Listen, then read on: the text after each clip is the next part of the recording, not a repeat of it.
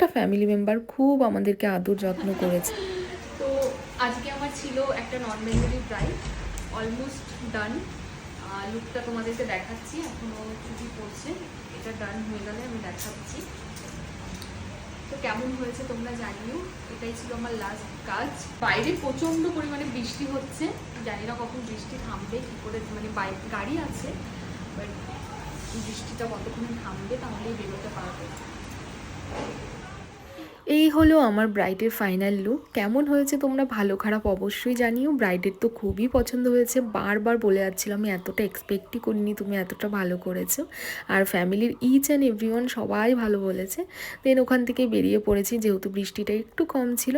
দেন বিয়েবাড়ি থেকে বেরিয়ে চলে গেছিলাম আমার মাসির মেয়ের সাথে দেখা করতে। ওর যেহেতু বাগডোগরাতেই বিয়ে হয়েছে, একটু কাজের সূত্রেও দেখা করার ছিল।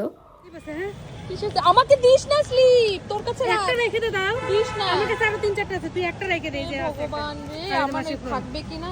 একটা রেখে দে। এই হলো আমার মাসির মেয়ে দীপা, আমার মেঝো মাসির বড় মেয়ে। তোমরা কিন্তু ছোটোটাকেই সবসময় আমার সাথে দেখো দোলা সাহা, যেহেতু ওর সাথে আমার বন্ডিংটা অন্যরকম, আর ওর সাথেও আমার খুব ভালো বন্ডিং, বাট দেখা খুব কমই হয় যার জন্যে।